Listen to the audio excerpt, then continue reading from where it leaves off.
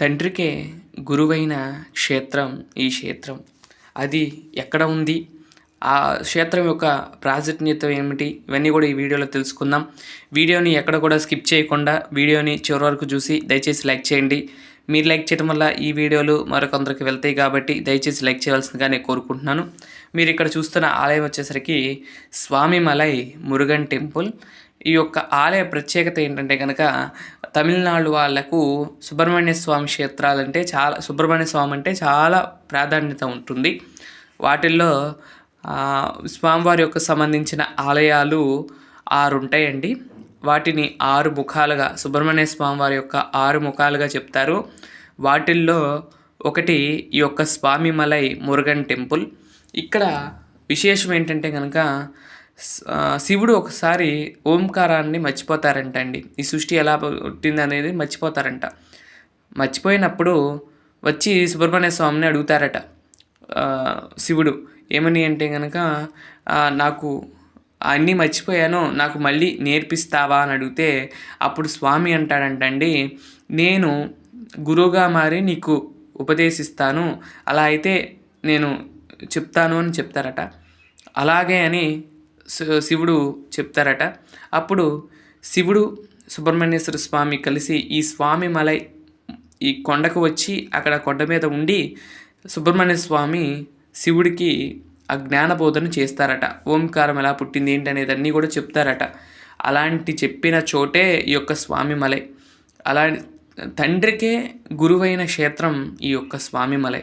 అలాంటి క్షేత్రంలో మనం అడుగు పెడతాం చాలా అదృష్టం.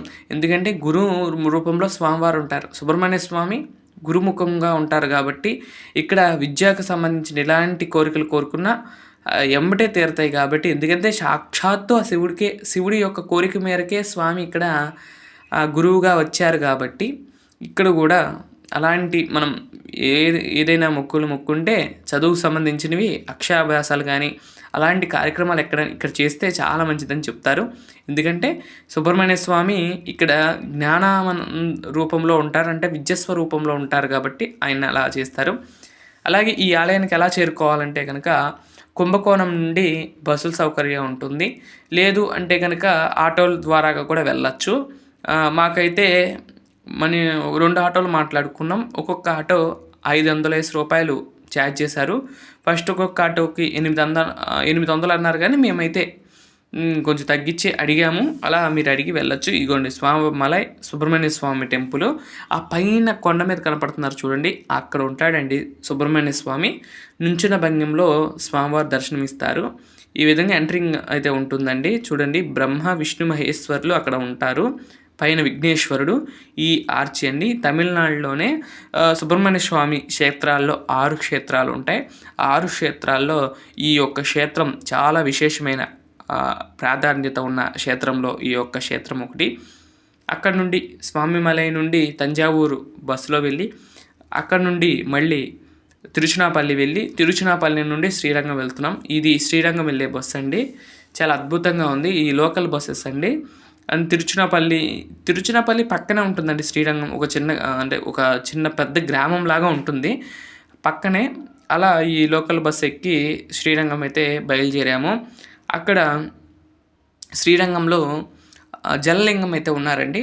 ఆయనే ఆ యొక్క జంబుకేశ్వరం జలలింగం అంటారు.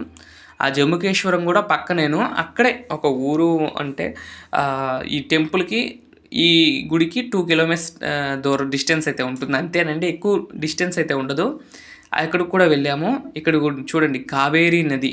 ఈ యొక్క కావేరీ నది మధ్యలోనే స్వామివారు శ్రీరంగనాథుడు వేంచేసి అక్కడ ఒక గ్రామాన్ని ఏర్పాటు చేసుకుని స్వామి అక్కడ నిలిచి అందరిని కూడా అనుగ్రహిస్తూ ఉన్నాడు. అలాంటి కావేరీ నదిని మీరందరూ కూడా దర్శనం చేసుకోండి. కావేరీ తీరే అనే ఓ శ్లోకం ఉంటుంది.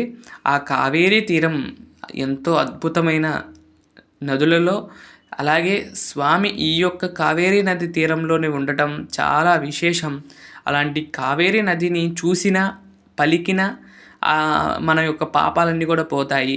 గంగ ఎలా అయితే మన పాపాలను తొలగిస్తుందో ఈ కావేరీ నది కూడా అలాంటి పాపాలన్నీ కూడా, మనలో ఉన్న పాపాలన్నీ కూడా తొలగిస్తూ ఉన్నది.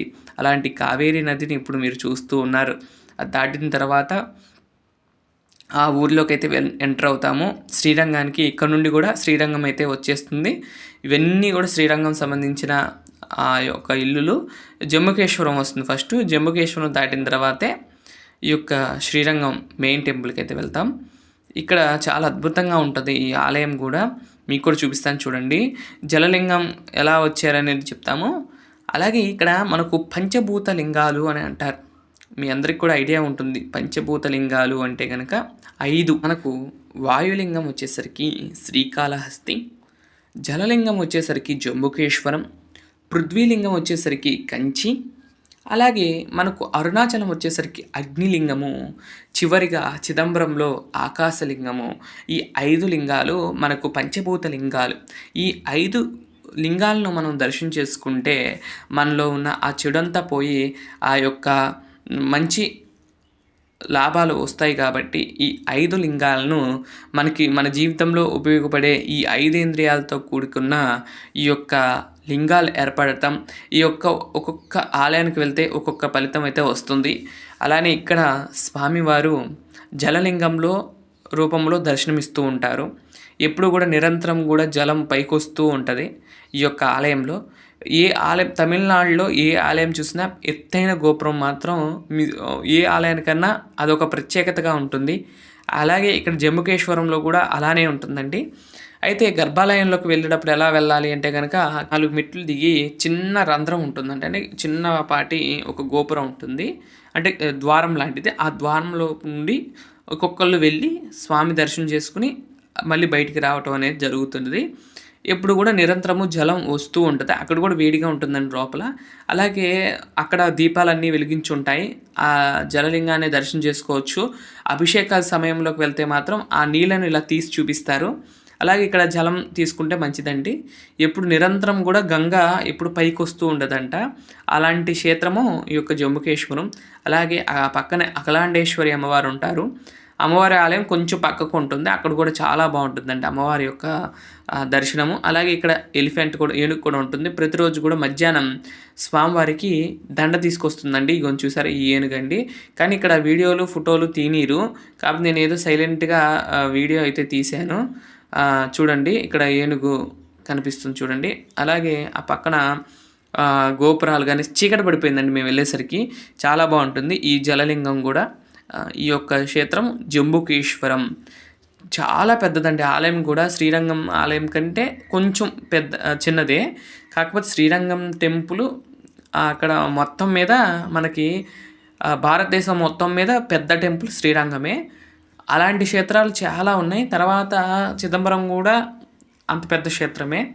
తర్వాత ఇక్కడ కూడా ఈ క్షేత్రం కూడా చాలా పెద్దది. అంటే టెంపుల్స్ అన్నీ కూడా ఆ కాలంలో ఊరి చివర పెద్ద పెద్దగా కట్టేవాళ్ళు. ఆ తర్వాత జనమంతా కూడా ఆ చుట్టూ ఆలయాల చుట్టూ కూడా ఇల్లు కట్టేసుకుని అదొక ప్రాంతం అయిపోయింది. కానీ ఇవి చాలా పెద్ద పెద్దగా ఉండేవి. ఊరు చివరు ఉండేవి. ఇప్పుడు ఊరు మధ్యలోకి వచ్చేసినాయి. అంతేకాని ఈ ఆలయాలన్నీ కూడా అప్పటి నుండి కూడా ఇప్పటి వరకు కూడా చాలా అభివృద్ధి చెందుతూ ఉన్నాయి.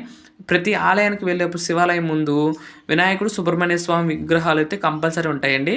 ఈ ఫోన్లో అయితే స్ట్రిక్ట్ ఎలా లేవండి. కొన్ని చోట్ల వదిలేస్తున్నారు. కానీ కంపల్సరీ ఫోన్లు బయట పెట్టేసి వెళ్ళటం మంచిది. ఏదైనా పట్టుకుంటే మాత్రం లాగేసుకుంటారు. అసలు ఫోన్లు కూడా ఇవ్వరండి వీడియోలు తీసుకోవడానికి కూడా. ఇదండి జంబుకేశ్వరం సంబంధించింది. అలాగే స్వామిమలై గురించి తెలిసింది కదా మీకు. ఇదండి ఈరోజు వీడియో. మరొక మంచి వీడియోతో రేపటి వీడియోలో కలుస్తాను. అంతవరకు సెలవు. నమస్కారం. ఓం నమో వెంకటేశాయ.